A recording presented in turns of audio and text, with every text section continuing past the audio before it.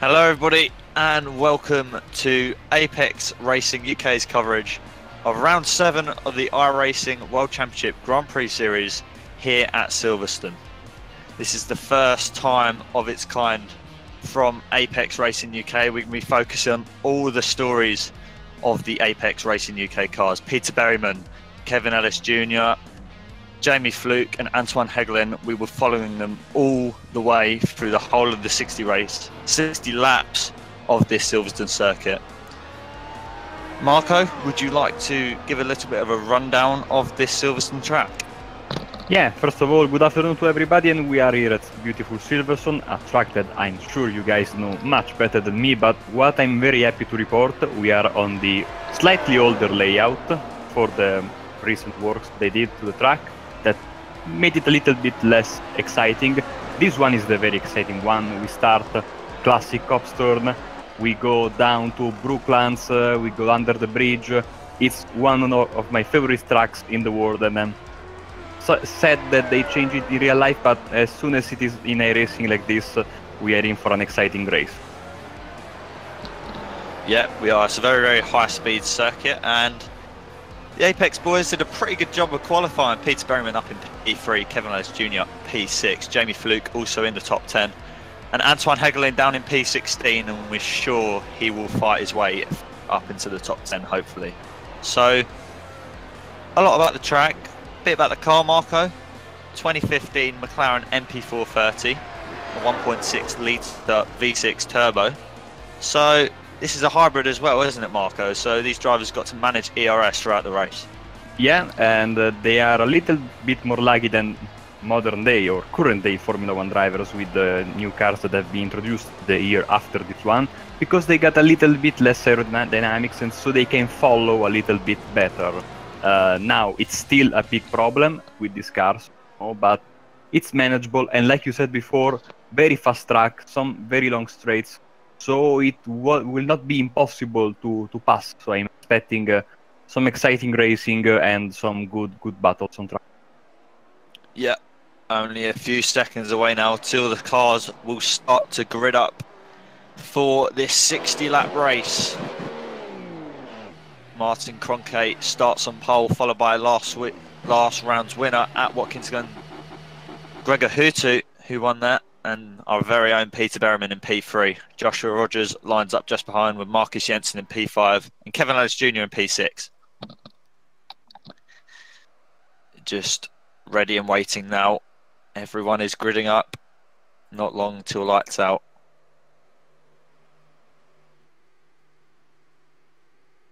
And Marco, it's going to be a very exciting first lap. Obviously, we're not used to seeing this in Formula 1 now for the past sort of 8 or 9 years, but Cops is going to be turn 1. Yeah, and it's going to be difficult because it's a very, very fast corner. One mistake from one driver on their entry line, and all the cars on the outside around him can be pushed outside. There's a lot of runoff area, but contact is sometimes unavoidable.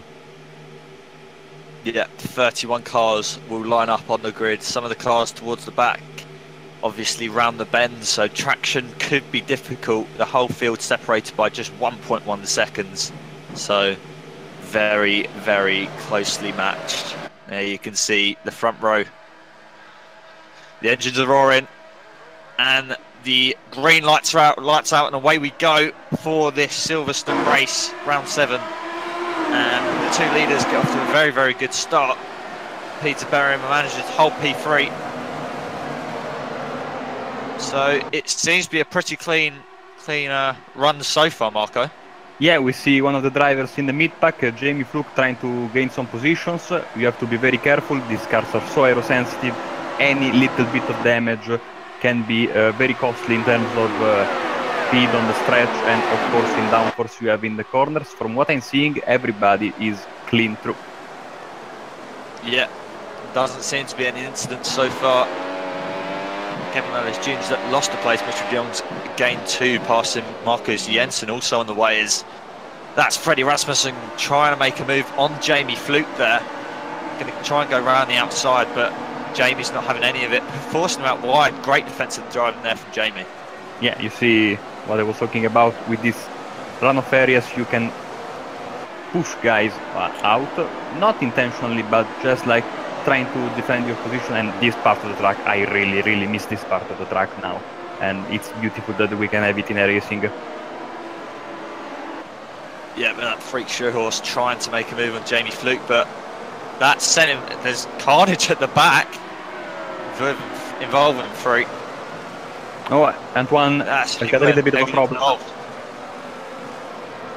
I think it's So only he only went in the grass. He does not pitting, so it's not pitting. So I don't think he has any kind of damage.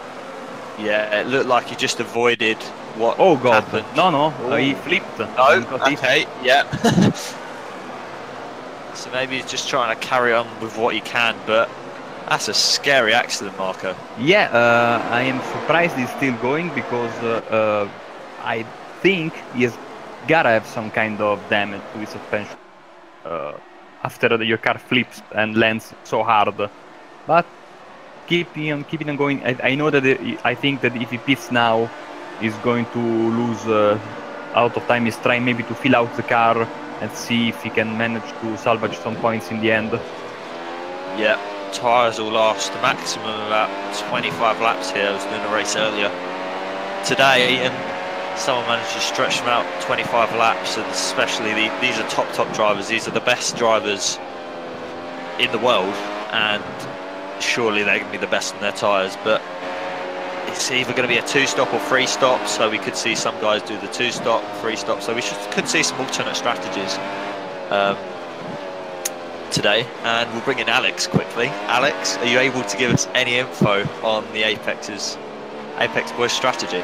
Well, I don't want to give too much away at this early stage, of course, but yeah, I think traditionally, you know, people like to try and go as short stops as you can get around Silverstone. The pit lane is quite long, and you know, coming in too many times really does cost you a lot of time. So they're going to try and mitigate that as best they possibly can.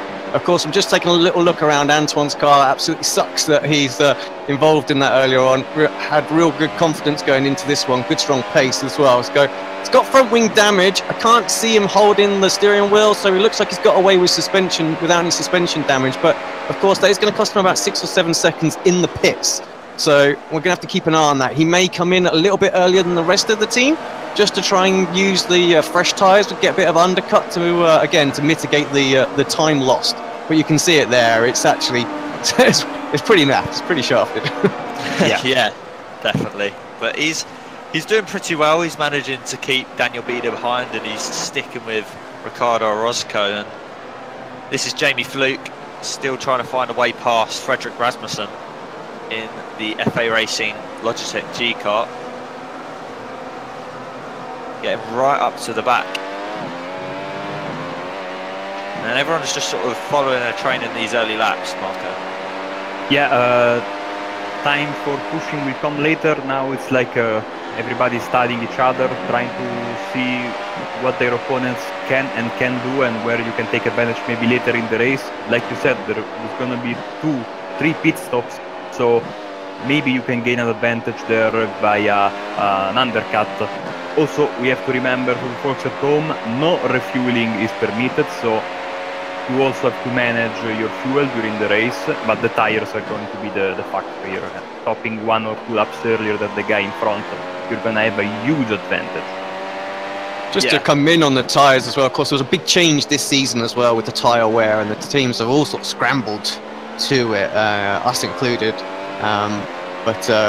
Where it was quite simply a one-stop race, no matter what circuit we went to. We really have been having to do a lot more longer runs in the prep time to figure out exactly what is the best strategy. You know, is it going to be a one-stop race? Can we do it on 2 stops? You know, does it need to be a 3-stop? I mean, there has been times where we've been contemplating that as a potential strategy, just because the tyres are that much quicker once they're fresh. So, you know, there's a lot more work's had to go into to the strategy this season.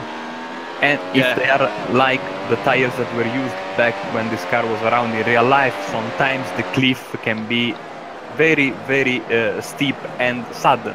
So one lap you're doing relatively well, and then the next lap you are like 1 second off the pace. So you're going to be very careful about that. Going to time your stops really, really carefully.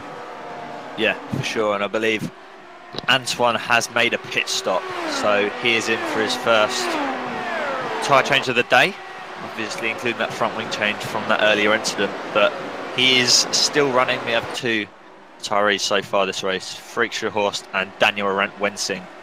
But Antoine is still pushing on. I was looking at his car, front wing damage for sure. I think that the sides of the car were okay, so that's a huge news given that he was flipping in the air. So maybe he can put on a show for us and make some overtakes from now until the end of the race and trying to gain some position. It's going to be a tall order for him, but I'm confident he can do that. Yep, for sure. We know how good of a driver Antoine is, and he's not just going to give up, but here we can see Kevin Ellis Jr., someone else who will never give up, following the first eSport driver of Marcus Janssen. But yeah, as I said before, no one seems to be sort of breaking away. The leaders are still sort of a second with each other, and everyone's just sort of following their train. It's a bit of a truly train, really, Marco. Yeah, you are right. It's a bit strange, I think, because sometimes these cars have been accused of being, as I said in the beginning, not that easy to follow each other. I mean, not as difficult as it is right now with the huge wings they have on the 2018 spec cars. But they seem to be following each other pretty easily. But it's getting very, very difficult to see cars close down, especially in corner entry to the cars in front of them. So it's a very static situation at the moment.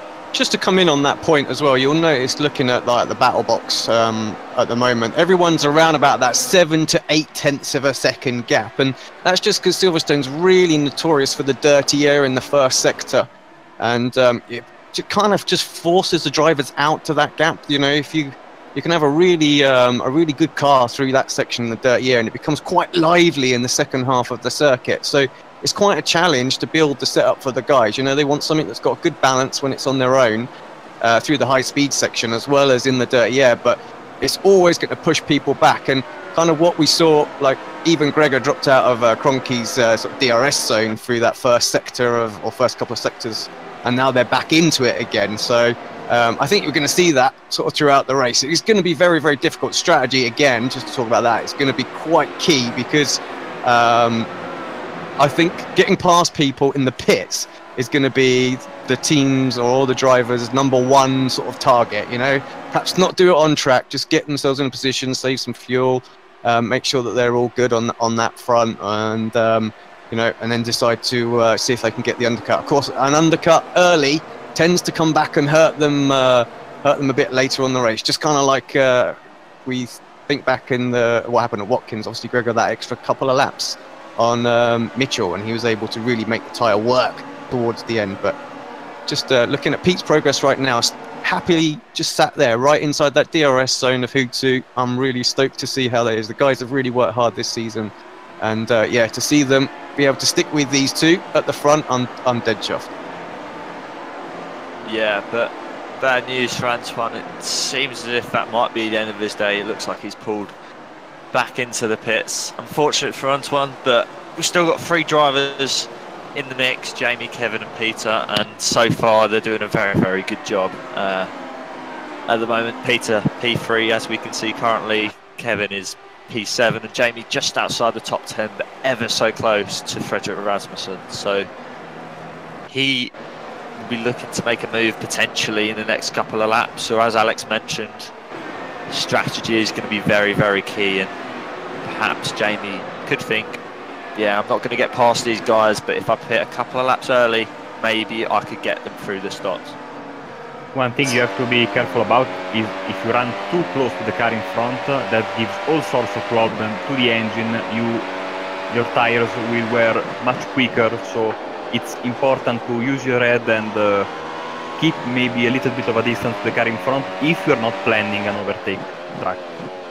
You'd be surprised. It doesn't make too much of a difference on the engine. Certainly in performance like that, we've not noticed anything in any of the data that we've collected. So I'm talking specifically on the sim here as well. Nothing to do with real life. And actually, the tyre degradation is quite so severe this season that actually we're not noticing a great deal of difference to when we're following somebody or in a pack compared to when we're in clear air. The drop off is just that much now that we're only talking perhaps like a tenth of a second extra by it being in the dirty air. But of course, you are right. It does create a little bit more heat because they're having to put a little bit more steering lock into the car, and the heat with iRacing's tyre model is producing more wear. So, you know, the drivers, that's why they kind of tend to sort of settle themselves down into this sort of 0.8 of a second, because it's pretty severe closer. I was saying that mostly because my experience as an open wheel driver, only on iRacing I'm only driving open wheelers, but on the oval side and keep barber, which compares nothing to this car.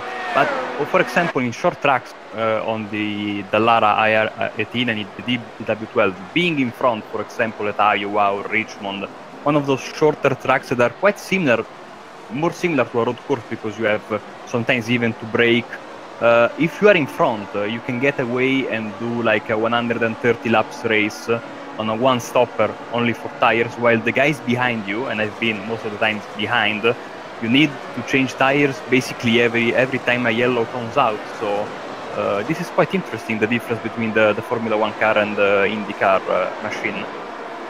Yeah, and they took quite a bit of advice from the community this season as well, or coming into this season, about sort of tyre dead, because, you know, we were, and I know the World Championship drivers, we all wanted to make sure that we had extra pit stops. You know, we're a bit bored of the one-stop races, so there was a fair bit of chat behind the scenes about trying to do that. So they definitely introduced that.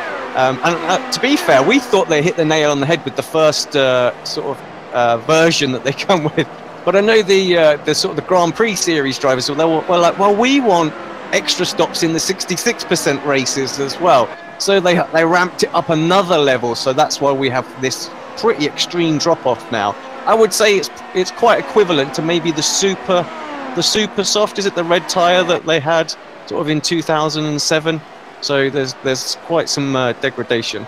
Yeah, the opposite of what's happening right now in Formula 1 with the hyper soft tires that last 50 of the 70 laps of the Canadian Grand Prix, which is yeah, exactly, particularly stupid if you ask me, because and of course in Canada the soft tire was the hardest tire available. That doesn't make sense again. There was a little battle going on behind Kevin there, wasn't there? And that's the pack that sort of Jamie's in. That's really bunched that back up. Mac obviously looking like he's trying to get by. Not to wish anyone bad luck or anything like that, but, you know, just trip over each other a little bit, guys. Let's let Jamie through.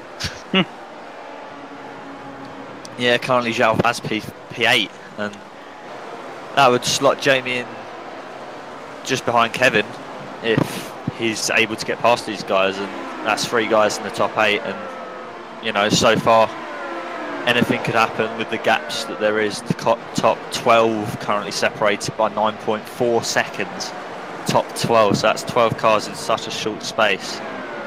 There's a bit of a gap between Kevin and Marcus Jensen, Berryman, but doesn't seem to be anything too major at this point of the Grand Prix. There's still a long way to go. We're only 11 laps in.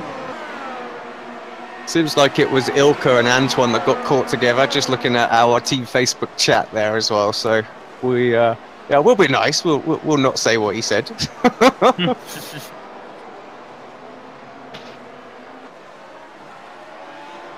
But Rasmussen just ahead really seems to be, Backham seems to be struggling slightly. Rasmussen just can't seem to find a way past him. As you said, dirty air effect in that first sector really causing these guys issues, and just not being able to get past, especially with the second DRS straight not really being all that long. It's definitely hard to get a move into that chicane as well. It's not the easiest of overtaking opportunities. You've got to really get it right, and the other guy to make a mistake really to have any safe chance of an overtaking opportunity really. We did hear through the grapevine that Mac was having some rim trouble coming into this race, so that could be why he's not sort of showing his usual pace for this season right at the front. Yeah, so don't know if he's swapped out or something like that. You know how that can affect you. You know, suddenly you're used to all your equipment, and then you have to change up with a minute's notice. Not optimal. So, but yeah, just seems to be struggling.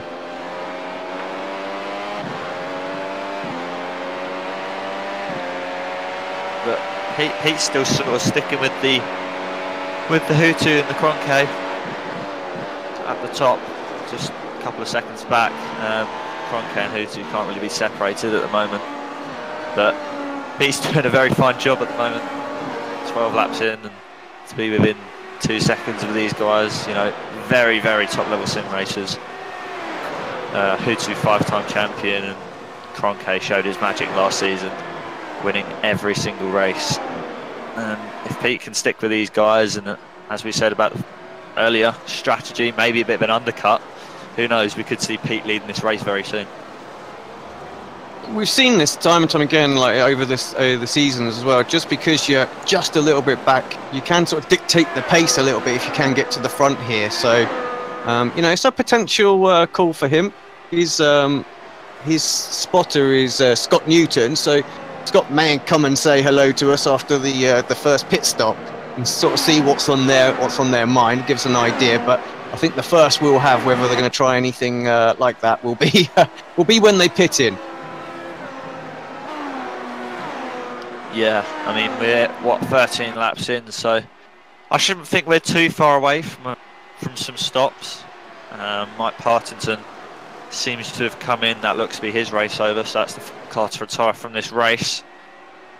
So we've got 27 cars remaining, and as said, we're having a pretty good day so far. Apart from Antoine, unfortunately, getting tangled up with Ilka Happala.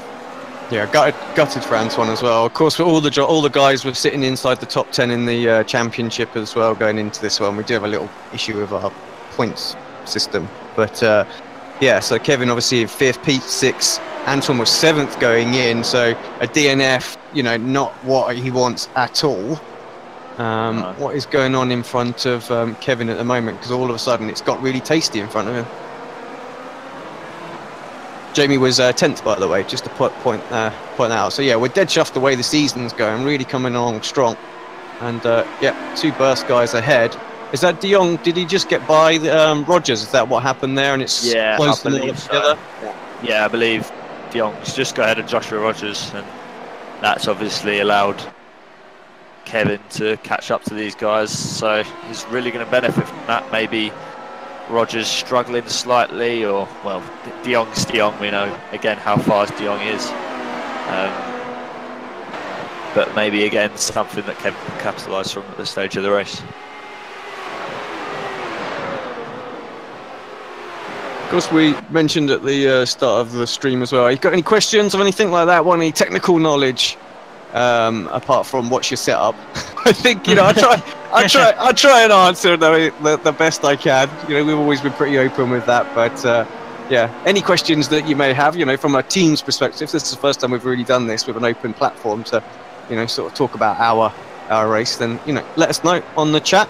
We'll try and answer any questions you might have, or about the series as well if you're tuning into ours. And it's a fair point to remind you as well, of course, there is an official stream going on. We know there's not going to be loads of people tuning into this live, so don't forget to check out those guys over at Racespot TV. Yeah, as said, this is essentially just focused on the Apex Racing UK drivers, and unfortunately Antoine has said that his suspension was broken and in the chat, so obviously that incident between Ilka Happala and himself, we didn't really think that there was suspension damage, but we're hearing that there was from himself. So he was the man in the car, and we have to take his word for it. He's the one that was driving, and obviously there were going to be massive issues after he had the car flipped. Yeah, he was holding his own, but evidently it was his talent overcoming the damage of the car, because he was keeping a reasonable pace after the flip. But again, when your car goes in the air and then lands as hard as he did, is a miracle that he was able to start again from the grass, from where he was, because usually that's game over for you. So too bad for him, and hopefully we'll come back stronger next time. Kevin is really making himself big behind Marcus Janssen mirrors. Still missing, like everybody else on the track, missing that extra oomph of power to make the overtake. It's funny as well, now that they changed the ERS slightly as well, getting the right modes and the right percentages to use it, so you can actually have like a bit of a surprise attack. It's quite difficult. Seems like all the teams very much in the same sort of window. So yeah, like you say, sometimes we want that extra little bit oomph, but to get the most out of the car, all the teams are cute and are all doing the same sort of thing out there. Yeah, everyone's sort of working towards to beat each other at the end of the day, and there's only so limits with the car, and eventually everyone's going to find sort of a very similar way to do things. Everyone's going to have slightly different ways of doing things, but they're going to be very, very linked, of course.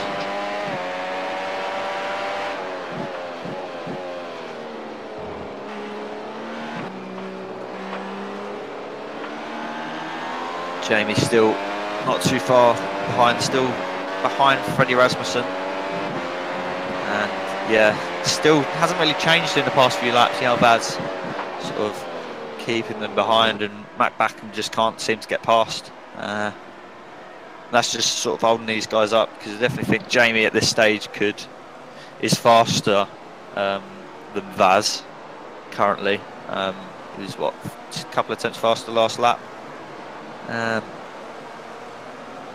But yeah, maybe this could force Jamie to make an early pit stop. And talking of early pit stops, Rasmussen and Backham come in. I believe they're the first two drivers in the pits, sort of scheduled stops. Pashless Gurgis also in the pits. Yeah, seeing a few guys down below. It's interesting because Freddie and Seb in the Pro Series, they were pitting really early at the start of the season, and this was another one of the circuits where they jumped in really early, and they kind of forced the whole grid to come in early to cover them off. Because I was being quite stubborn at the start of the season, going, no, I'm staying out. And of course, I was losing so much track position, so in the end, I kind of had to jump in early with them, and it became really a challenge on who could get the longest last stint to work on the tyres, and we were coming in earlier and earlier and earlier to get that undercut. It was getting crazy. So I'm not surprised to see Freddie in. Good to see Freddie on the circuit as well, because we thought we weren't going to see too many more G2 cars out there this season. Yeah, obviously I said they weren't going to be doing it due to F1 esports and whatnot, but it's definitely good to see Freddie back on the grid and, you know, fighting up there. He's not been set down away from the pace. He's still managing to put up a fight, isn't he? Especially with Backham as well, championship leader, of course. Let's see if Kevin pulls into the pit. He does. Who else went in? Was that Rogers and Jensen went in as well? Yeah. Oh, well, this is going to be interesting, depending on where people are on the grid. Jamie's also in. So the top four have stayed out. So Kroenke, Hutu, Berryman and De Jong. Everyone else seems to have pit. Pitella's also stayed out. Appler stays out. Dion Verges stays out. So we're seeing a few guys sort of stay out, but the majority, as you said, Rasmussen and Backham have kind of forced everyone to come into the pits. Where have they gone as well? Have they come through? There's Mac. So he's gone and got Kevin as well. So yeah, that was one lap. You see, look at the difference in the tyres. Makes so much difference, and that's exactly what they wanted. So it didn't work quite for Freddie. He's got some people. Something's happened to Pitella. Yeah, he dropped down behind Jamie now. Yeah, disappeared. Slowly dropping down. Is he disconnected or something on that? I mean, we did see an issue at was it Monza, where Appler, Hutu and Pitella all disconnected, but doesn't seem to be any sort of major issues just yet. He is dropping down really fast on the... Yeah, it looks like he's gone, and Vaz looks like he's struggling as well. Hutu and Peter into the pits as well. De Jong follows him in. Yeah, I think De Jong needed to, based on what Mac just done. You know, he could get jumped there. Oh, his own teammate. You can just see the rest of the group coming. So you got 5th and 6th is Vaz, and they're going to go on one more. Williams and Happler in as well. But yeah, here comes the rest of the pack. So yeah, they're okay. So Dion Verger's the only other man to stay out. Kronkev's staying out as well, and yeah, Pitella, Rupert fell to unacceptable levels. So that's a shame for Pitella, but that's a free position for our guys. Actually, no, he was behind. No, they were all, yeah. They were all in front. So yeah, just a shame for him. So Marty, hell of a guy. Met him a few times at Sim Racing Expo as well. A beast of a bloke. So, and yeah, don't as Andrew would say, don't take any drinks he supplies you. They will be lethal.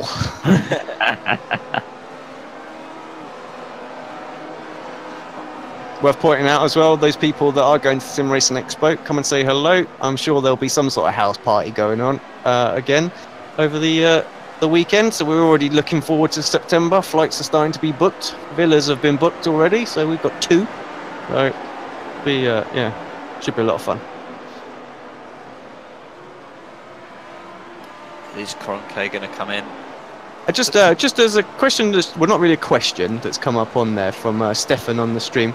The reason we're not showing the leaders because this is an Apex Racing UK centric stream. Again, if you want the leaders, please go and check out the official stream over at Racespot TV.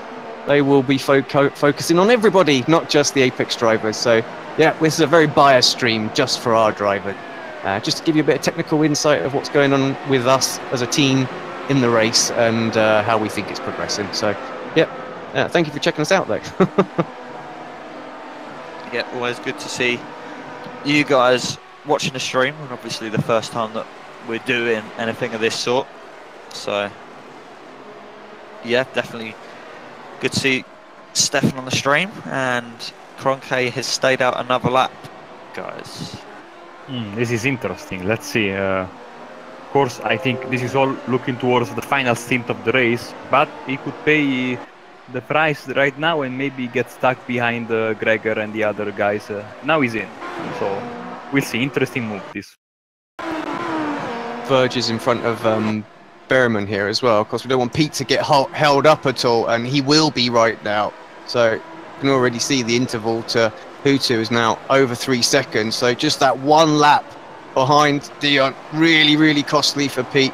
It's just so difficult to get by here. Of course, he'll get the run, and he'll go through here. And Dion carrying on as well. Sorry, Dion carrying on. So I wonder if he's going for some sort of crazy stop. But it looks like Hutu did get Kroenke. Berryman, do you know what? I think it would have been close if he hadn't have been held up. So, yeah. God damn. That's just the way it can work sometimes with traffic, you know. Just get caught like that. And that's a second loss that lap. If I look at the lap times between him and Gregor, yeah, it's half a second. It's half a second he lost, and they were matching times earlier on, so probably wouldn't have got mine anyway. But it'd have been bloody close. Yeah, definitely would have been fighting, and Pete probably would have got DRS going down the hanger straight. So we could have seen something. But good strategical decision from Hutu to obviously pit earlier, maybe just the wrong decision from Kroenke, and staying out that extra lap maybe wasn't the best of ideas. But again, later on in the race he's going to have slightly fresher tyres. So. Yeah, not to talk too much about them, but I noticed Gregor was catching up to Martin at the end of the first stint, so he seems to be the master at maintaining his tyres, and I think that's perhaps what Martin's trying to negate, but I don't think he wanted to lose track position. Definitely not. Dion into the pits, so everybody's going to pick up a place here. This isn't a mid-pack, this is still the sort of front end, you know, but yeah, often gets called the mid-pack. I don't see how anyone in the top sort of 7 or 8 can be classed as mid-pack when there's 40 cars out there.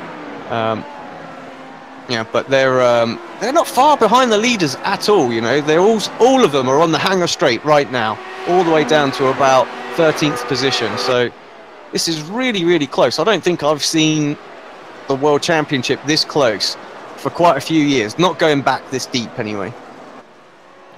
Yeah, I know. This is everyone's still just so close. What? That's the top 9 within 9.5 seconds so far. So, and what? We're 22 lapped in, so we're just over a third into the race, and everyone's still very, very close.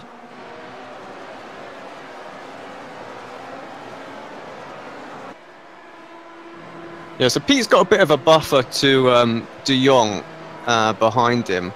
Just gonna quick look at what sort of times, because Mitchell's moved himself up 3 spots, so not the qualifying he obviously wanted or the potential. So, but they both had a bit of clear air, have they, this lap? So we'll see what sort of lap times they're doing. I wonder if Pete's going to have a bit of fight on his hand towards the end of this race. I think Mitchell did pit a lap earlier than he did. I'm not sure. They're about the same, weren't they, actually? Oh, no, both on lap 18. 23.67 and 23.70. So there's nothing between these guys right out there at the minute. So that's all good as far as I'm concerned for Pete. Just see if he can maintain that gap and just see what goes on with the front. Maybe the Martin and Hutu will start to have a little battle. Stick his nose in here, there, if Martin can get to Gregor.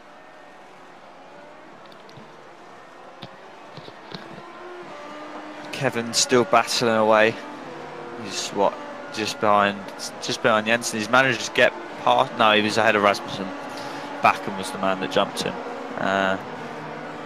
So still very, very close as Jamie's just managed to find a way past Yalvaz. So Jamie up into the top 10 now. He's going to push on to catch this sort of group with Freddie Rasmussen. We're going to get a replay just round the outside there. Looks like Yal may have made a mistake, but a position is a position, Alex. Yeah, indeed it is. Let's see if we can slightly better. Oh no, timing just sort of glitched. Let's see if we can get a better replay of that. Exactly what happened. Was it a mistake from Vaz? Did he have a little moment? Yeah. Oh yes, he did. Yeah, that was a big moment. Managed to hold it though, so I've done that there on the first lap of a race. I can't remember if it was a World Championship one or a Pro Series one. And I tell you what, the drivers that scream by you on the first lap, it is demoralising. You're like, no! Yeah, because you lose the momentum all down. Oh, absolutely. Killer. All down the straight, and if they have DRS as well, it's just even worse.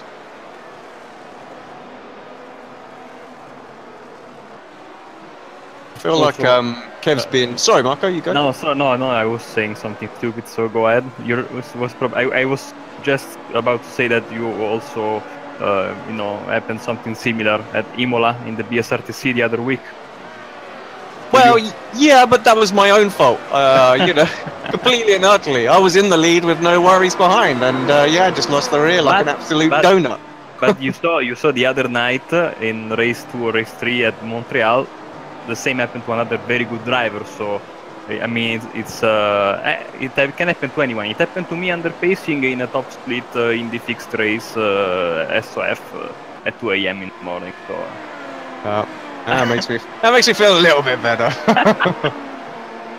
By the way, not at the restart at the green flag drop. During actual pacing, I was leader and I smashed the car into the outside wall, avoiding P2. I don't know how.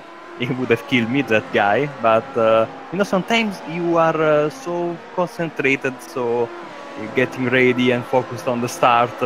You do just silly mistakes, especially when you shouldn't be doing them, and that can end your race in a heartbeat.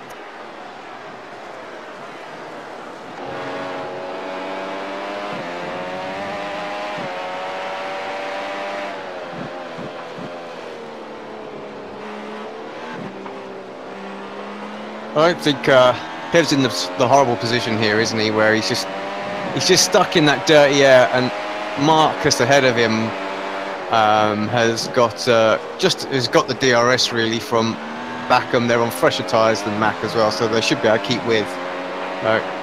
Just kind of stifled is Kevin. Can't really do anything. I think if they're gonna, it's pretty obvious now that they're on a 2-stop as well. But I think if they're going to pull off something and get some track positions here, they're going to have to throw a bit of a curveball with the strategy and maybe just coming a few laps earlier. You know, when they're going to do that, I have no idea. But I definitely think this is the only way they're going to get that. So Mac has made up maybe 3-4 spots by doing it, and he's going to maintain it in this stint, and then he could potentially go again. So you just can't get past. So I think, yeah, definitely a cue really for the guys is just to throw caution to the wind and see if they can do it and hold on to it. Yeah, getting close to halfway through the race, so time is running out. There's still plenty of it, but if you have to make your move, it's time to get ready and do it, because not a lot of time left. You see, this part of the track, Kevin gets really close to Marcus, but then the aero push gets so hard on you, especially when you have long corners where the car is loaded on one side and you have to sort of use not only mechanical grip but also aerodynamic grip, and that's what gets you to lose time because you are on the dirty air. Yeah, a bit deep into Abbey there, really hurt him. Can I just say, I love the graphics that iRacing done with the grass, and you know, when you go offline, especially looks awesome. If we can get a good shot of it this time by when they go around Cop's corner and they run just a little bit wide on that AstroTurf there, and they're just kicking up the mud and the dirt and that. So that's a great shot now, and you know, I think don't know how hard they worked. There you go, Kev just does it. Don't know how hard they worked on that, but yeah, top draw stuff. I enjoy those little improvements. They're nice to see. The other day in an Indy fixed race, I spun into the grass and the ground crew was mad at me because of all the mayhem. It does look very cool, I have to say. And the fact that it stays for the entire race and doesn't disappear after a few seconds. Let's see how much of the track these guys are using. Also, how much of the grass these guys are using. Definitely gives an idea of sort of how hard these guys are pushing when they're flying through turn one. They're trying to find that extra tenth of a second. They're using the AstroTurf and the grass as well, just to as much of the track as possible. It's getting pretty tasty, just ahead of Pete. He's not close enough to get involved, but he can at least watch it unfold. Like I say, and so can we. We can't really step on anyone's toes, so we have to stay with Peter, see some of the action.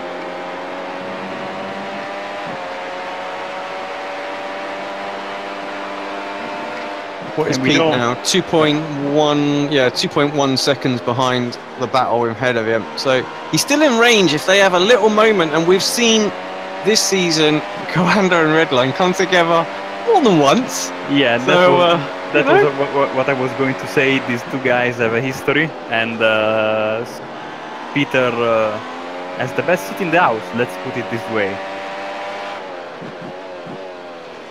Yeah, he's got a gap to Young behind as well, and especially as these guys get tangled up, Pete could really capitalise from that.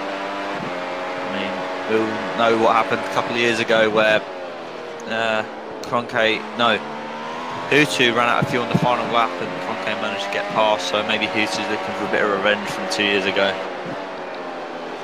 I feel like he's probably brimming with a little bit of confidence as well, based on the Watkins. You know, it's nice to stop someone's roll or run like Coanda have had. So, you know, we've desperately been trying to find what we need to on the track to do it. I feel like we had a real good chance at Monza, and unfortunately, the one incident with David and Peter took Jamie out as well. So both chances just got snatched away from us there. But yeah, we're getting closer.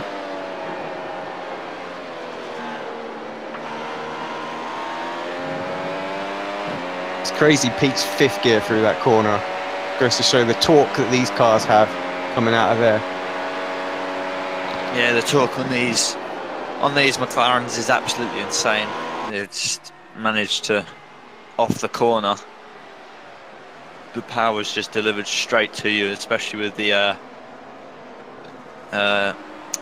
ERS as well. That definitely provides something as well, especially acceleration wise on the straights.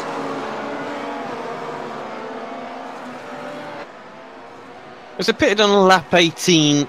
Like I say, I don't know when they're going to come in again. Just that they will be. But I'm thinking they're probably going to do something like 22 laps, something like that this time. It's going to be their ideal point. But yeah, I want to see Kevin really take this race by the horns and come in a few laps earlier and see if he can't get an undercut, maybe a 2-lap one, where he would actually be able to get by Rogers as well. So Marcus, Mack, and Rogers. Yeah, I know he's spotter, David. He likes to throw some good strategies in the mix, so he'll make the he'll make the right call, and we'll see that happen. What I definitely don't want to see for Kevin is, because he has lost a place after the pit stops, is that he loses another one. Yeah, we definitely don't want to see that. Kevin's just behind Jensen still, and Jamie. Well, yeah, Rasmussen's in a apex sandwich with Jamie and Kevin. So maybe Kevin could back Freddie up into Jamie, and Jamie could try and sneak past. But then again, Kevin will have the risk of getting passed by Freddie, and we don't want that.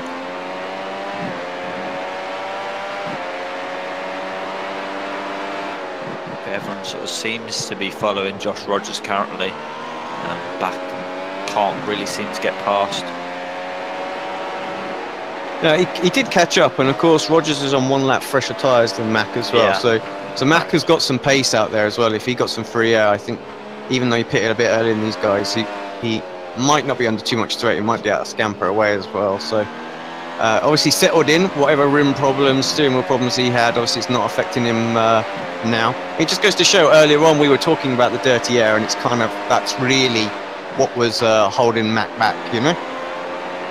Yeah, definitely. Max shown he's got the pace this race, and that dirty air is sort of limited what he's been able to do. Whereas Kroenke and Hoot haven't really sort of had that, apart from when battling each other.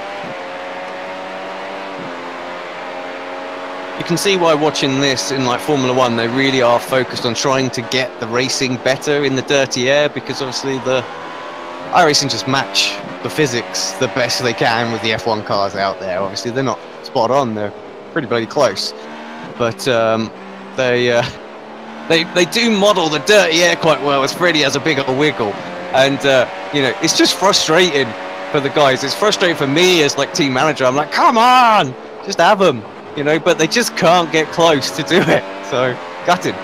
I think that this is a good thing that we don't have the 2018 spec cars, because that would have been even worse. Yeah, no doubt. Huge wings, and I find it odd, because most of racing sanctioning bodies and championships are moving towards less aero and more aero from the underside of the car. We've seen this in Super GT, for example, but also other DTM, of course, and Formula 1 when the IndyCar and the GTE cars in the Le Mans series, and Formula 1 went completely in the opposite direction.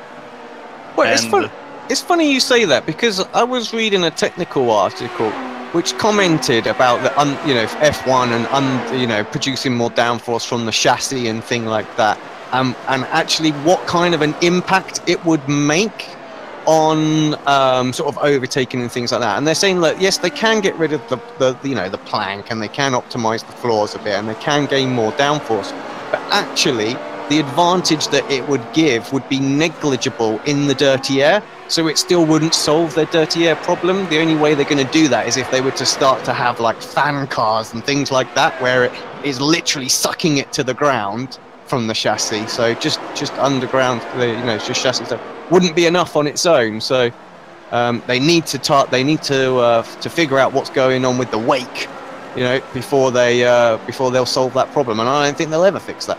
Well, the problem is that nowadays these cars are so carefully crafted in the wind tunnel, etc., that they are really looking for every single bit of advantage they can get. So I agree with you, that wouldn't solve the problem at all. What I find extremely odd is that they went for these big wings in the front and at the back, and what they are proposing for next season is in the end just a way to make DRS more efficient, and in my books that is not really improving racing. Yeah, no, I agree. Yeah, DRS was always brought in as a bit of a fudge, wasn't it, you know?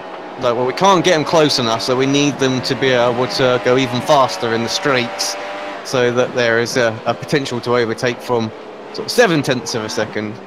I think, I don't mind DRS as long as it's done properly, like the zones are done properly. Like here at Silverstone, it's too short.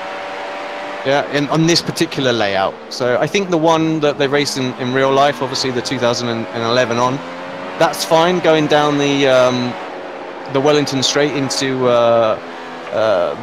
what corner is it? Brooklands. I think that one's kind of ideal. They can get the moves done there.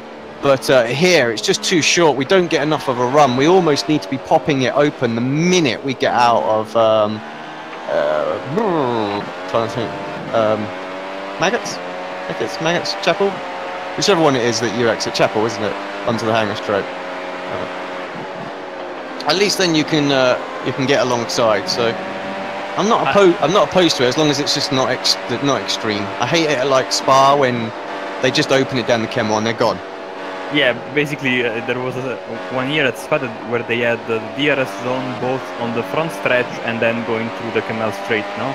So at the beginning of the race, people were passing each other at the south hairpin, and then the guy that was back was getting back behind the other guy on the Canal Straight. So what they were doing from like the 10th lap of the race onwards, the guy who was behind stayed behind at the hairpin and then got his pass done at the Canal Straight.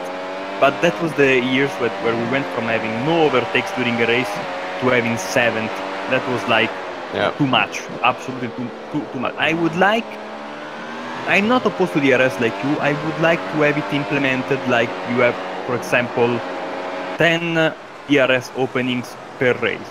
I don't like that the guy in front is absolutely powerless to resist to a move from behind. And that nowadays it's not that big of a problem, because we see in Canada the second longest straight of the calendar and people were not able to pass each other. But if it done like it was done in the previous years, the guy that is in front has absolutely no chance of defending, and that sucks. I have to be blunt. Yeah, that'd be good. It's a bit kind of like IndyCar have with their push to pass, isn't it? You know, they have a limited number of push to passes. You know, if you can force a driver to use a couple to defend, then there's a chance of nailing them a bit later on. And of course that puts another element of strategy in the hands of the drivers and makes racing more interesting, because you have to manage your DRS openings or push passes, and this is of course without talking about tires, because instead of having 8 different compounds, we could have an IndyCar like setup with 2 compounds with very different kind of performance, and that would be that.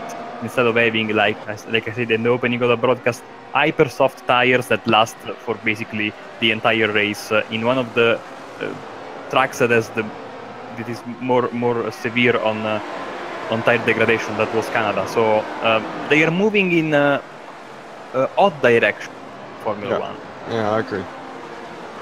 Of course, in the racing, this is not a problem because we have a single compound. So, and maybe one of the next big updates that will come to this, it's going to be multiple compounds, especially for cars that run like Formula One or IndyCar that have multiple compounds in real life.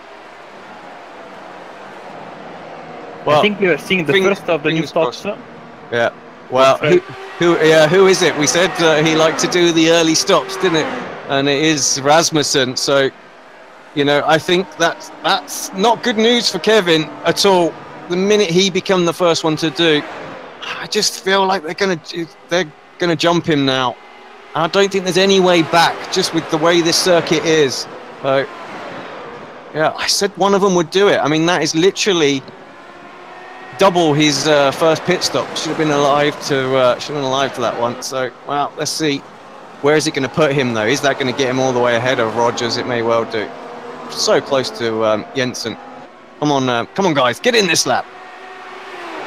Yeah. I think everybody else is going to come in this lap. That's the thing. Yeah, Kevin and Jamie and Marcus and Mac and all of them were going to be pushing so much this lap. Obviously, Freddie's going to be on the fresh tyres, but it looks like he's in traffic. So what we had with Pete earlier on in the race, it looks like Freddie's stuck behind Ilka Happela, so that could play into our favour. Kevin's in, Jensen's in. Interesting. Mac and Roger stayed out, so along with Jamie. And has Kevin gone and jumped Jensen going into the pits? He has. He's outbraked him to the. So get in there, son. He did that something similar last time. Yeah, he's clearly passed this. Yeah, he's clearly passed this time. He needs to maintain it. It's going to be close. Oh, it's an absolute drag race. They're right inside each other. Have you ever seen it? Oh, give me the camera angle. Oh, they've taken different lanes out of the pit lane as well. Kevin's that's just awesome. Wow. Have you ever? And he's ahead of Freddie. Exactly. That Ilka being there, super awesome. Like you said, Marco. Have you ever? Thank you. We're talking about real F1 a lot. I don't think we'd see that in real F1. Yeah, and interesting. Marcus stays ahead of Freddie as well. So I got a lot of respect for Marcus. We parted terms on absolute amicable terms as well. You know, he come to me, he said that, you know, Burst had offered him this, and it was a fantastic opportunity for him, especially in his home country. So, you know, I didn't want him to go. I said to him nicely, I was like, please no.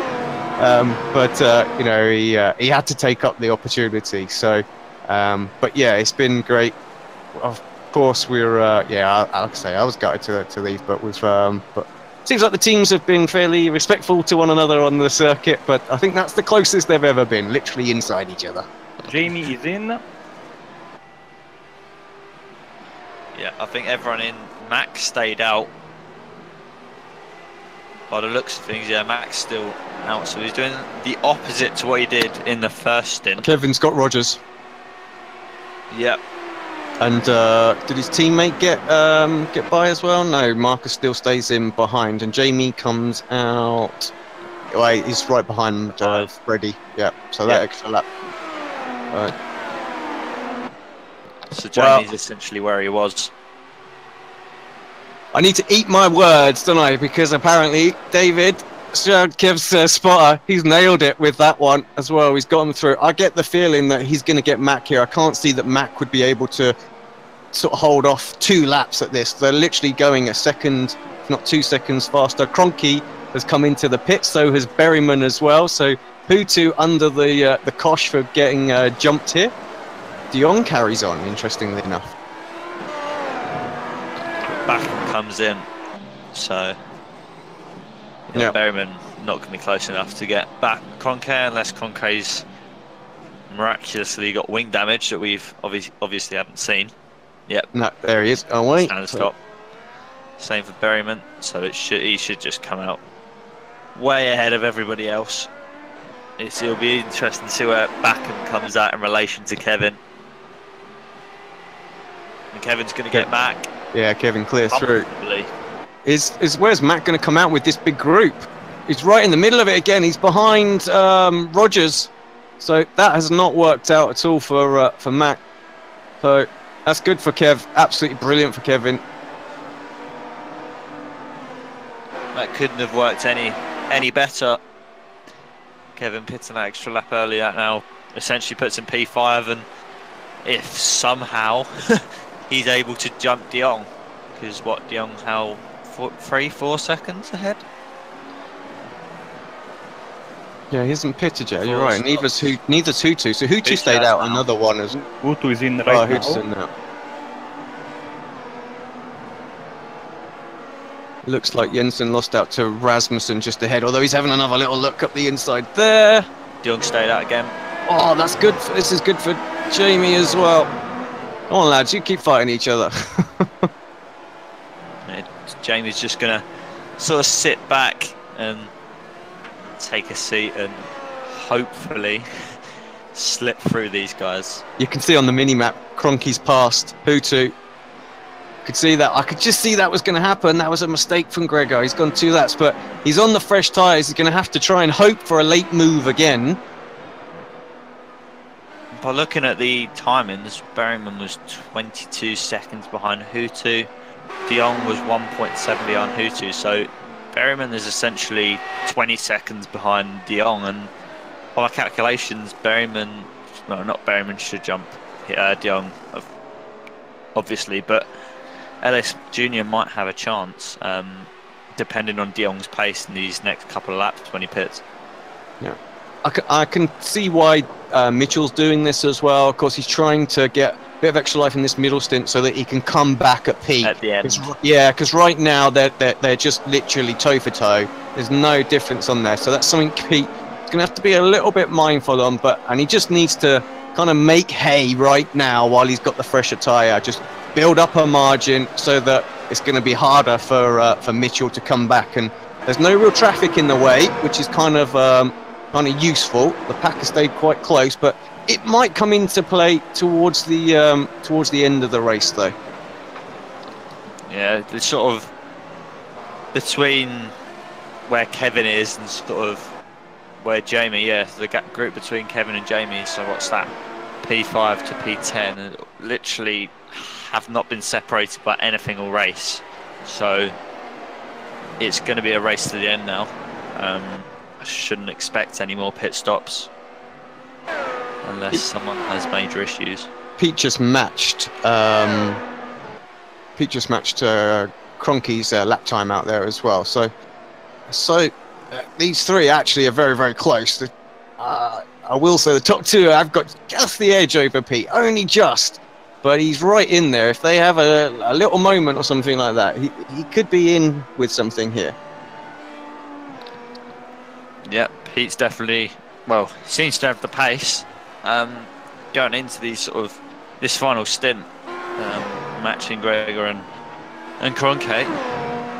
Whether he can do that over the course of a stint is a different matter, but if Hutu and Kroenke start battling, that could allow Berryman to catch up. And you can see from that camera angle, you just saw the leaders, and yeah, he's not too far away.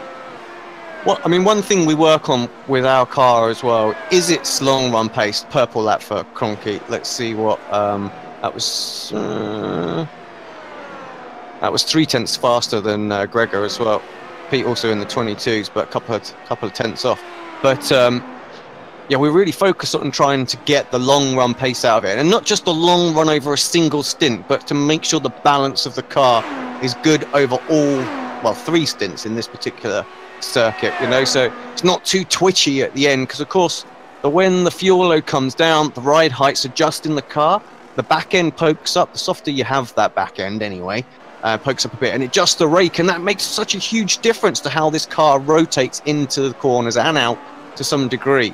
And yeah, something we really work on, perhaps can hinder us just a little bit at the start of the race when the car's quite heavy, is making sure that we're not too snappy at the very end of a race, and there's really, really good balance when the car's sort of low on fuel as well. So we saw this kind of at Watkins Glen. Peter just sort of improved over the course of the race and got a little bit quicker, and I'm hoping again here we'll do that, and he can stay right with these guys. And it's, like I say, if something happens between them, which I'm not sure, it depends whether who two can get in the range, then maybe we'll see De Jong into the pits. Yeah. But, you know, anything can happen. Obviously, last time out of Watkins Glen, we saw Hutu pass to the lead on Kevin's De Jong. Kevin's going to get him. Yeah, he is. It's going to be super close. No, not quite. Not quite. Oh, that was close as well. I just thought for a minute. DRS. He will get DRS. Again, DRS hasn't really played much of an effect today. Good. I mean, that's good for Kev as well, because Rogers behind was actually closing the last couple of laps. Of course, they are on a couple of laps fresher tyre as well. So I think Kevin's going to have his hands full for the rest of the race. And if he can just have a couple of laps where he's inside the DRS of De Jong, that'll just make Rogers' job just a little bit harder, really.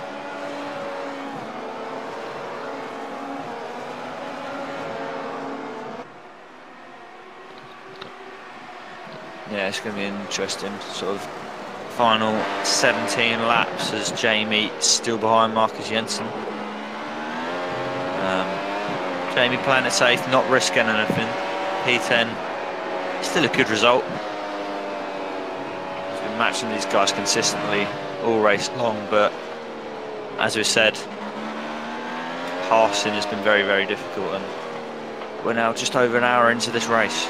And also we haven't seen, apart from the crash that sadly caught Antoine in the beginning of the race, we haven't seen mistakes by any driver, which is testament to the level of these guys are at. But maybe now at the end of the race you are a little bit proved and you are not 100% focused, and maybe now we will see somebody make a mistake, because these guys have been perfect all race long. There hasn't been a spin, there hasn't been a guy going off the track. Just having a look at some of the strategies out there, this kind of like front pack, you can see when drivers came in, so back them in early, but then 22 laps in that second stint. Really, really long. He has made up 4 spots though, so even just the one. But just, yeah, seems interesting. Slightly different strategies out there to make it happen. Jensen, probably the person who suffered the most out there, -4.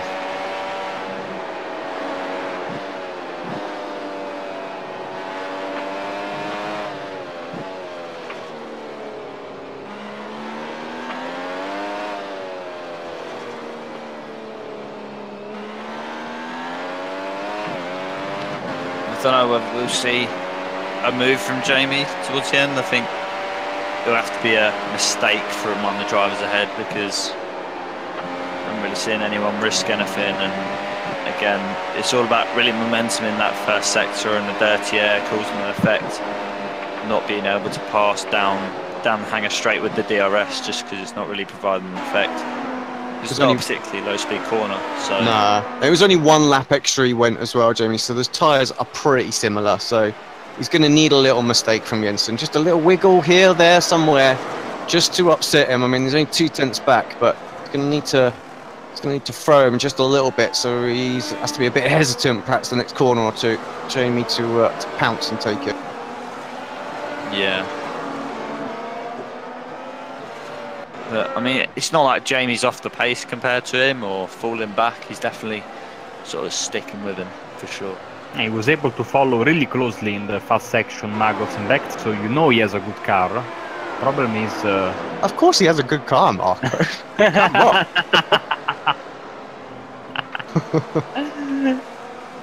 But yeah, no, I know what you mean.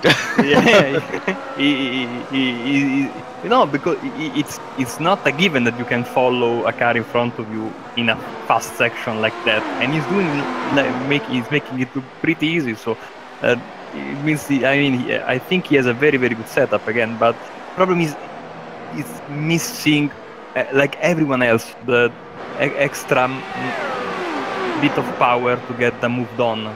Again, I'm surprised, because usually when you are behind a car in that fast of a section, you are bound to lose time. And he's not. He's staying really close to Mark. I think Jamie might have a chance if Freddie wasn't there, but unfortunately Jensen's getting the DRS as well. So any kind of advantage that Jamie's kind of got, it's getting mitigated by that car having the DRS. So we really need Freddie just to pull away a little bit. But of course, Freddie's on older tyres as well. He was the first to pit out of these guys. He came on lap 35 and Marcus 36. So that's kind of why, you know, these guys are all pretty nip and tuck on pace out there. And that's why Marcus is just able to stay right with Rasmussen.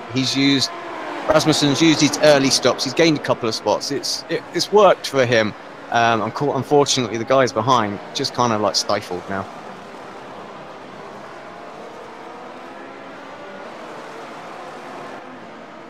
What I hope is when the guys watch this back, they don't give me shit for saying they should have pitted in earlier and this and that. Just a bit of advice. Just I'm saying it how I see it. Don't hurt me. Nah, but the boys have done a very good job today so far. Pete's pretty much been on pace with the race leaders, but just not sort of being able to catch up to them and fight. It's pretty much been a no man's land for the majority of the race, and Kevin and Jamie have essentially both been in this big battle for 47 laps, essentially. Once the sort of front three and Mitchell pulled away from this pack. Just to talk about Pete for a second, because obviously again he's a little bit on his own, but I'm keeping an eye on De Jong's lap times right now. 22.9 for De Jong last time, 23.3 for Pete. So there is about a 3 to 4 tenths of a second advantage. So that gap is coming down. There's only, what, 13 laps to go. It's 6.8 seconds right now. So it's going to take a while. I'll need to get my calculator out because I'm crap at maths to work out whether or not we're going to have a battle on our hand at the end of this one.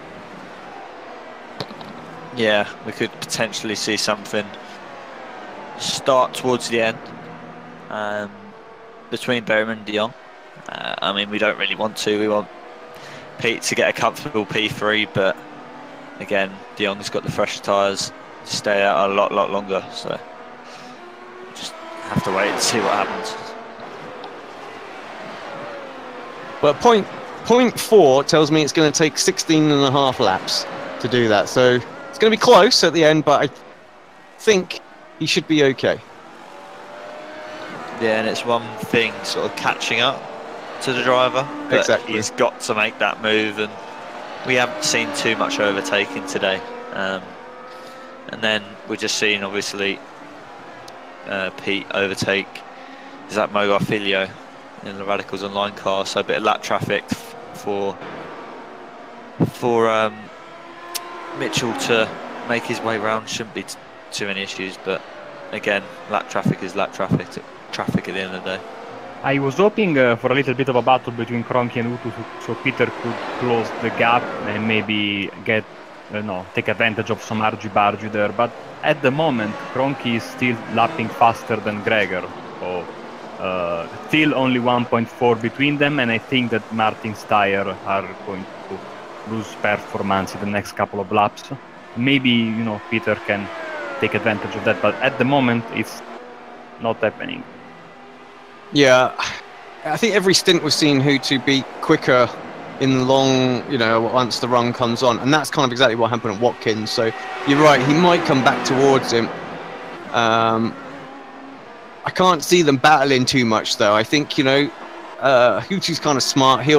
When he gets a clear, defined chance, then he'll go. I really can't see them having a 3 or 4 lap sort of hammer it out. As much as I want to see Pete get there at the end as well, and if they have a little slip up, can take it. But they're going to need to get going at it if they're going to do it.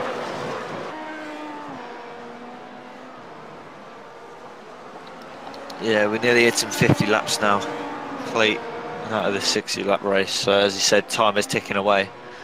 And I think the key is, if you want to make a move, you need to be significantly faster than the car ahead, and the other car can't have DRS from another car ahead. That's the issue that obviously this pack have had throughout the race. I mean, Kevin, Josh Rogers and Mac have all sort of pulled away from Freddie, Marcus and Jamie, sort of become 2 smaller groups, but they're still sort of struggling to get past each other. Yeah, Rogers just about got the DRS of Kev still. That's making it difficult for Mac to get a run on him, and of course Mac is on the most fresh tyres. I think if Mac was behind Kevin, I might be a bit concerned right now, because a couple of laps just going to give an extra couple of tenths advantage towards the end of the race. But right now, it doesn't look like he can get the move done on Rogers. Yeah, doesn't look like it. But Rogers still getting DRS from Kevin, I think. So again, that's just sort of cancelling Max DRS out, which is not what he would have wanted.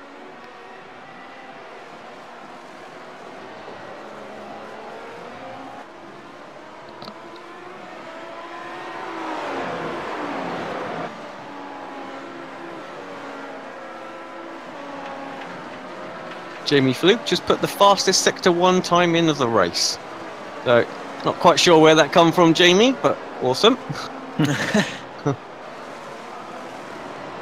He's in the dirty air as well. Yeah. So, yeah, he's still in the dirty air. Sector 1 is really just Cop's Corner coming out of there. You know? Yeah, but it's Sector 2 that's really counts as sort of the proper first whole sector, if you like. But fastest first sector, we can't be complaining with that. Wasn't a bad second sector either. I'll take all the wins we can get, that's for sure. You can just see it doesn't close up at all down the straight with Jensen having Freddie's DRS. I get the sense that when we do talk to the guys, and we're not going to have quite the debrief we wanted to this week because we've got to run off and go and do the V8 Supercar Team Enduro event that starts at 5 o'clock today. I get the feeling Jamie might be a little frustrated because all he's done is looked at the rear wings of cars all race long and not really been able to do too much about it.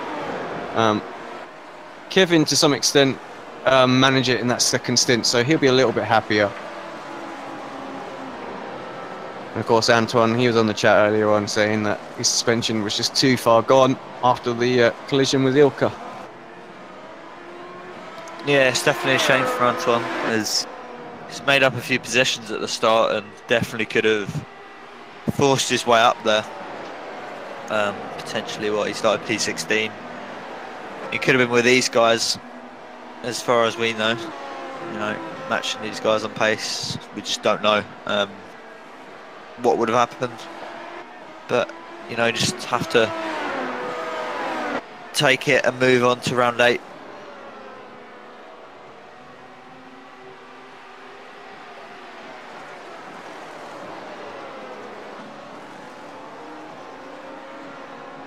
But I think Kevin's sort of starting to get a gap from Josh and Mac, which is really good to see, and hopefully he doesn't come under threat from them in the final sort of stage of the race. I think he's out of the DRS zone, so that's good. Barely, just like 1.1. Just see the timing delta on our battle box in the bottom right hand corner. I think when they got to the DRS detection point, it was like 1.01 or something like that. So he was barely past the zone, and that is of course good. You can gain quite a bit. We've seen the DRS is not very effective when you are trying to pass, but it is very effective in getting you to the guy in front. So this is good for Kevin, and he's trying to make a gap and be comfortable, and take home this P5 would be very good for him, I think.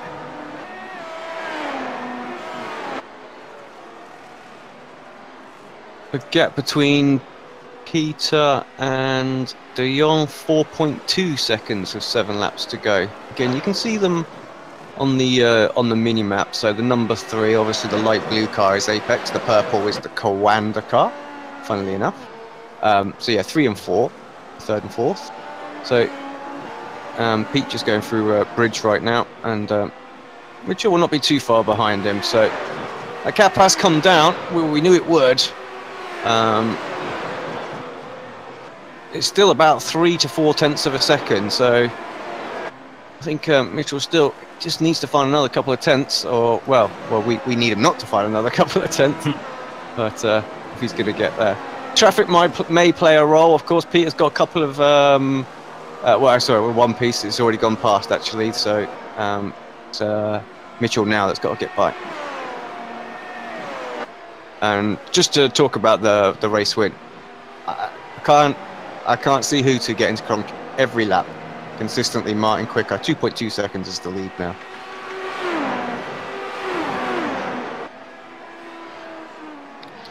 Yeah, I mean, I wouldn't say anything just yet, but Cronk seems to sort of be edging closer to the win, and the top 3 seems set in stone. Can't really see. I don't think Mitchell's going to catch up and be able to make a move on Pete within the 6 laps. So Pete should be safe, but again, there could be a small chance that he catches up. But again, passing's another thing.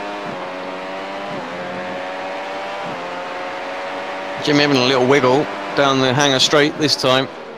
He's just trying to upset Marcus. He needs to do something, show his nose somewhere here or there, I think, if he's going to do it. Of course, there's only really one line around this circuit that's fast as well. So the minute you come offline, you're sacrificing a bit of time. So it's difficult.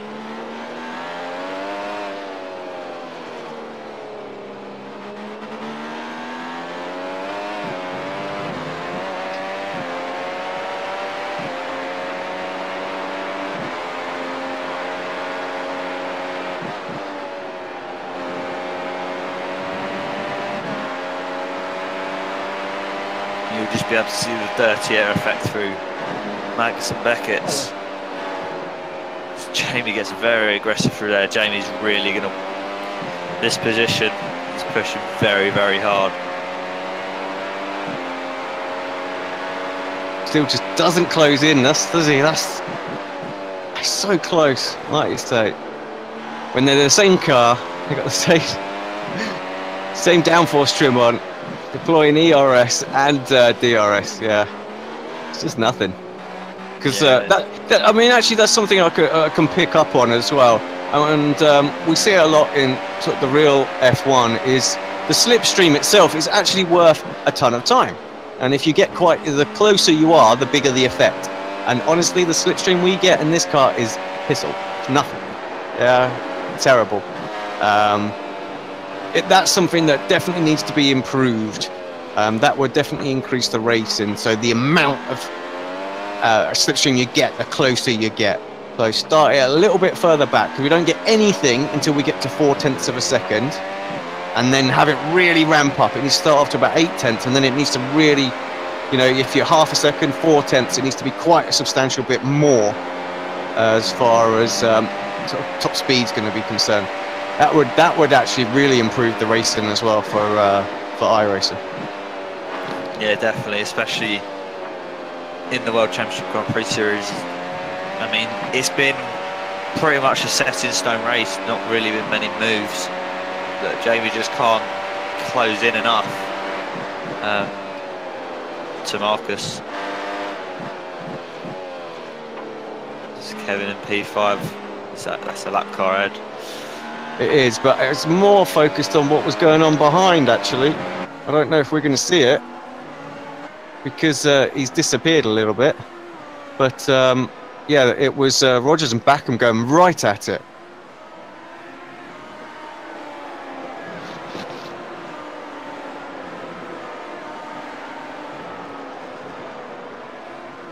Yeah, what that might allow is this little trio of Rasmussen, Jensen and Fluke to be able to catch up to the back. Yeah. Well, about to go on to lap 57, so 4 laps to go of the race. So time is ticking away if Jamie wants to potentially make a move on Jensen.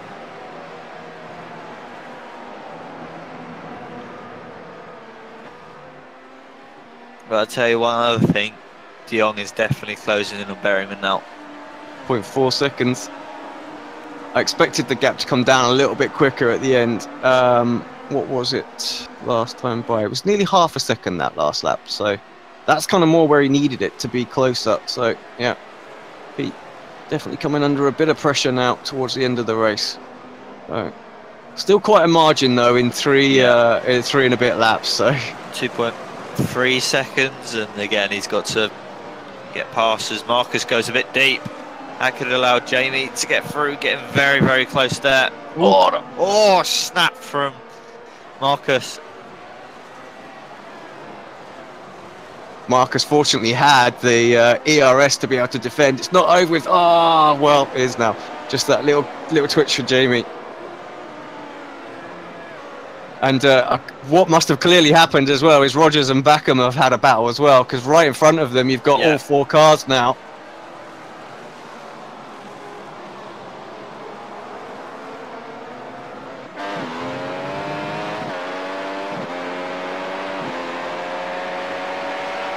2 seconds flat for Pete, so 3 laps to maintain that. As long as he can keep it at half a second, ooh, he'll be all right. Jamie, big old twitch. That was a moment. Tyres, of course, are well and truly second hand now. So Just got to make the most of what he's got. He's got, what, 2.5 laps to go.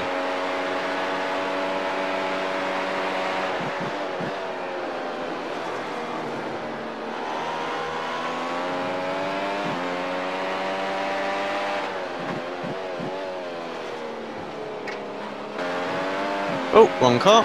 Let's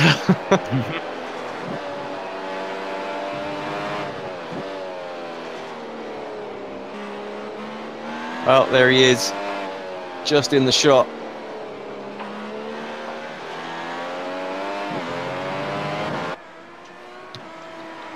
Yeah, it's getting quite close between them, but It's 1.9 seconds with 2 laps he's to got go. 2 laps. I mean, De Jong's going to have to, what, be a second and a half faster this lap and be able to get DRS going down the hanger straight on the final lap. Well, yeah, that's the only way I can see Mitchell having any chance, having a ridiculous lap, which was 4 tenths faster last lap. Yeah, I just don't think he's going to be able to get close enough. Yeah, Pete kind of did all he needed to do when he was doing the undercut, didn't he? He put in some really good lap times and really stretched that out to over 7 seconds and made it a tough old job for Mitchell to close up. I mean, you can argue that it did work for Mitchell. It has got him closer to Pete than he ever was because they were doing the same lap times and he was 4 seconds back. So it has worked overall in this last stint. His was the better strategy, but yeah, it's still not been enough. I don't think. I say that, I don't want Pete to have a little moment now and just be eating my words. Yeah, Freddie and Mac have swapped positions. Or they're battling away.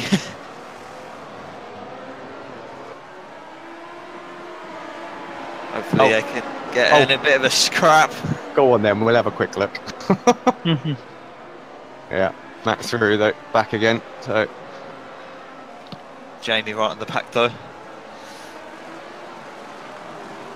It's 1.1 second to Pete now. 9 tenths. He's inside the DRS on the final lap. So it will zip. The detection. He might Yeah. not. Oh, true. No, it's there, isn't it? No, that was the line, isn't it? So I don't think he's got it. no, he didn't pop it open. You'll have it coming out of club corner, of course. Yeah. So you get a little bit going into Abbey, but such a short. Not really anywhere to make a move. But I have to say, Pete, there's a lot of pressure right now as well, because Pete knows that he's on fresher tyres, so... Final lap of the race, it's the worst moment you really need for someone to be hunting you down. You just want a nice 3-second buffer. But yeah, it's not got that. Kroenke's going to come around and win this one. Hutu 1.2 seconds back. All of a sudden, that's come down out of nowhere. But 1.1, he's just taking it easy. Pete, a little wiggle. Don't do it to us. Yeah, good run. Good run, Pete. Nice podium.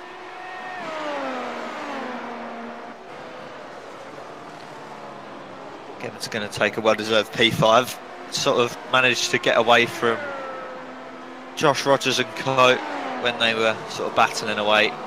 Jamie's going to be very frustrated after that one. Just couldn't really do anything because of the dirty air. Definitely had the pace to be up there. Could have got past Jensen, Rasmussen and Co. But overall, pretty good round. Alex, apart from Antoine having his issues in the first couple of laps. Yeah, a bit guide for Antoine. Yeah, that will hurt him a little bit in the championship. Of course, we want to try and get everyone across the finish line. So, yeah, big guy. But ecstatic with another podium. So yeah, Pete really doing the business out there. Kevin coming through as well. And when he was in sort of 8th place in that second stint, I was I was worried, I have to say, and see him come up and end in 5th. That was a great result, and yeah, just a bit, like I said, just a bit gutted for Jamie. Really, I definitely feel like he could have, at least kept those guys at bay if he had the track position, but never really had the opportunity to do that. We will hopefully hear from the guys, but we have got such limited time because we've only got 20 minutes until our V8 stream needs to sort itself out. So we're going to leave this one with about 10 minutes to the hour, I think, and then head off to that one, get ourselves prepped and ready.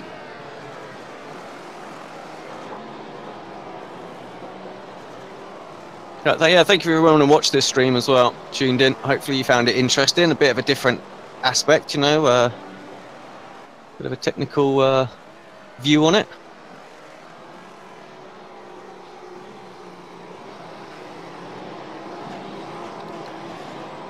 Perhaps not one of the most exciting races, but definitely a strategical based race, for sure. As we said, we've gone on about it non-stop, but the dirty air really played a part throughout that race.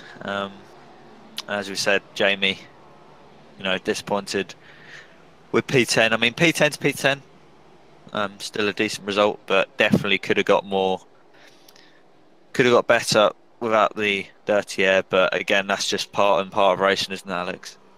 Yeah, absolutely. Just the final classifications on screen if one of you guys want to take us through them. Marco, would you like to go through? Yeah, of course. We have seen very good race, not a lot of passing. At the end, Martin Kroenke won. Greg Ruto finished P2, P3 for our guy Peter Berryman, and Mitchell de Jong, Kevin Ellis Jr. in 5th position, then Joshua Rogers, Mac Bakum, Frederick Rasmussen, Marcus Jensen, and Jamie Fluke. That was the top 10. Then Joao Vaz, Omishima Katsuki in P12, Pasheris Gergis, Moritz Lohner, Steven Michaels, Ricardo Orozco, David De Korp, Dion Bergers, and Ilka Happala and Daniel Bida. That was the top 20. Then Paul Ilbrink, David Williams, and Mogar Filho. Those were the cars that finished the race. And then we have some non-finishers from P24 backwards. Yuta Saito, Tommy Osgard, Marty Pietila, Balas Remenik, Michael Partington, Antoine Higelin, Frick Shodors, and then Daniel Arendt Wensing. So that was the complete order of this Silverstone round of the World Championship on iRacing.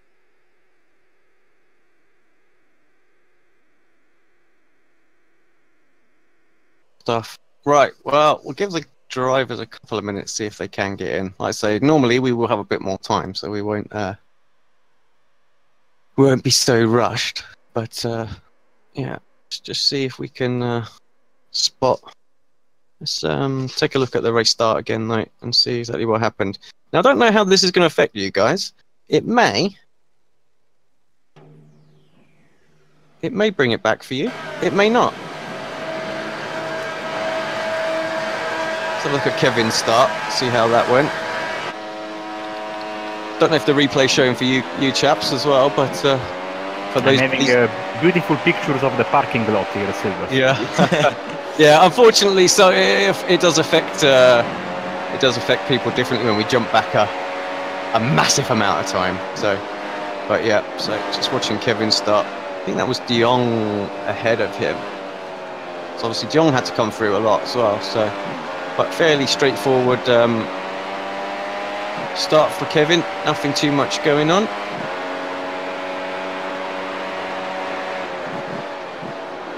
See, Kev, that was Jensen.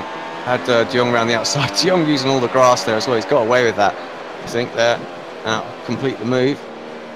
Kevin, somebody up the inside of him. Not sure who that was. I think that was where Freddie was coming around on Jamie, wasn't it? So, but yeah, let's take a look at it back from Jamie's point of view, and then we'll have a quick look at Antoine's. Jamie, actually, while he is in here, let's bring Jamie into the booth. Jamie, welcome. Scott's in there as well. We'll bring him up as well. Hi, Scott. Jamie, just having a little look at your start, mate. Can you remember how that went down? Yeah, reasonably well. So I got a fairly good launch, and then Vaz sort of came across the cover, which is fine. It's first lap, obviously. No harm there. But just sort of got caught up with guys coming around the outside of me with a bit more momentum, so I had to sort of check up into T1, so I was down 2 positions without doing the whole time long. And then you just had a bit of a mammoth battle with Freddie. Yeah, pretty much. It's just one of those things where, you know, if you're stuck behind the car ahead and he's got DRS, then yeah, you're not getting by him, so it was a bit of a ding-dong battle. But yeah, no, it was good fun. Enjoyed it, even though it was a bit frustrating at times. Well, that was exactly our comment, I think, during the races. It must have been a bit of a frustrating one, because I feel like you had pace on some of the guys ahead of you, but you couldn't do it. Like, you backed off, and then you went and put like the fastest first sector of the race in, you know. So you had the pace in the car, and but yeah, just damn this dirty air around here. Yeah, that's exactly it. Pace in the car was good, balance in the car was very good.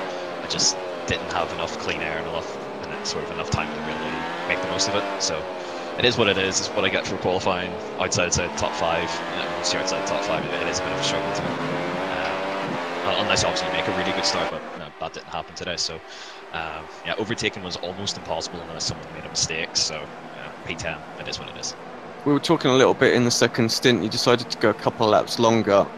Was that just because you thought you were a bit stifled and the guys had done a surprising, like Freddie came in quite early, I think, shocked a few people and forced them in? Did you just think, well, I'm stuck now, I'm not going to get, they're coming in, I'll try and go a little bit longer, see if a couple of laps extra fresher tyres works, or what was the thoughts? Yeah, that was pretty much it. I was actually planning to pit sort of 36, and then Fred came in 35. I was like, right, well, I can't jump him, so I'll sort of make a judgment call on whenever the next group came in, and 2 went, 2 stayed out. I was like, well, I'm not jumping them guys either, so I'll run it a little longer and then just double check my delta just to make sure that I came out clean air. And then I didn't, got stuck behind Dion, but Dion let me by, so you know, massive thanks to him for not putting up a fight in that one with him being on old tires and all of that. So yeah, the strategy was to try and run as long as I could without getting undercut, and then Vaz had also come in pretty much around the same time, so it's like I couldn't really go much longer without losing the spot back to him. So yeah, my hand was a little bit forced in that one. Field was quite close out there as well all day, so yeah, like I say, a bit of a frustrating one, but also a good one as well, because you know, again, looking at the positives, we look really, really strong here as well. So Kevin obviously popped in, he managed to get out just ahead of that pack and then was able to pull away. So yeah, we definitely look really, really good, but yeah, like you say, you just stuck where you were. So, but yeah, top 10, which is always good. That'll just cement your position in the championship. Yeah, that's it. Going in, I didn't have a tremendous amount of confidence, probably actually up until late last night when I sort of got a couple of productive stints in the car. I sort of thought, well, top 10 would actually be quite nice just to sort of bounce back from the horror show that was Watkins, where I had no issues and no real trouble. I had even less pace, so it's nice to sort of come back with a little bit of pace and moving forward to wherever the next round is, which I can't remember. Neither can I. That shows how Imola. I believe it's Imola. Schedule. Okay, I'm looking forward to Imola. Let me hit the schedule button. So, yeah, indeed it is. So, yeah. Imola. This is how prepared we are here. Yeah. Yeah, Imola should be a good track for us. It's actually got a lot of characteristics shared with Monza, where it's pretty much all chicanes and slow speed corners, that sort of thing. So we went really well at Monza, aside from the incidents that we had. So I'm looking forward to that. I was looking forward to it maybe 4 or 5 weeks ago, but I'm looking forward to it now. Yeah, of course. So Kevin and Pete obviously having an interview over at Racespot. So Scott, if I can come to you for a sec, mate, because obviously you're doing a fair bit of spotting for Pete in this one. What was his mindset in the last 5 laps when Dion was hunting him down? Yeah, pretty stressful in the cockpit, to be fair. But luckily, Pete was able to hold Dion off. We worked out after the stop, on average, he needed to be within half a second of a lap delta to be able to stay ahead, and luckily, Pete managed to do that throughout the final stint. And through the sort of the first stint, he was kind of thereabouts. Did you guys think of bringing him in perhaps a little bit earlier, maybe to see if you could sort of get him track position? What was the thoughts, or did you just react to what the front two did?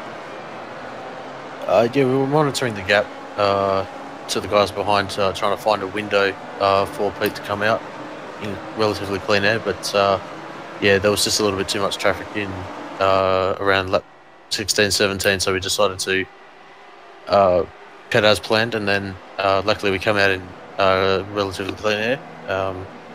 Obviously, Dion being on those older tyres was a little bit of a hindrance, but yeah, it's fair play to him. He jumped out of the way when he did, and we were able to push on. And same with the second stint, to be fair, as well. There was a bit of a pack where we were due to come out at the stop. Having noticed that Gregor pitted 1 or 2 laps earlier at the first stop, we were monitoring to see what Martin was going to do at the second stop, and yeah, Martin actually pitted earlier the second time, so yeah, we just pitted as planned, and luckily we come out in clean air as well. So, but yeah, with De Jong pitting 4 laps later, yeah, that definitely was a bit of a surprise as well. Wow, awesome job for you guys getting third place. Right, we literally have about a minute before we've got to wrap up the stream. I don't think we're going to hear from the other two, unfortunately, because they'll be having their interviews. So, yeah, bit of a shame. But Joe, Marco, thanks very much. Over to you to wrap the show up, lads. Yep. Well, it was a good race for the Apex boys. P3, P5, P10, unfortunately a DNF front one, but hopefully we can see more of the same next time out at Imola. Yep, been me, Joseph Ringrose, Alex Simpson, Apex Racing UK team boss, and Marco Barbanero has joined me alongside in the commentary box. And Marco, it's been a good one. Yeah, I'm already on a plane to North America, so I have to close the phone because the plane is starting. Yeah. Indeed it is. Thanks very much, guys. Yeah, we'll catch you for the next round, of course, which is coming from Imola in a car. I'm not sure, it's a couple of weeks, actually. I think it's a bit of a longer break for the next one.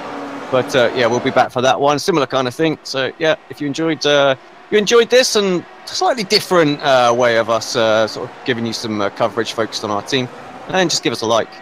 But until then, well, we'll see you in about 10 minutes time for the V8 Supercar Endurance team event right here on Apex Racing TV.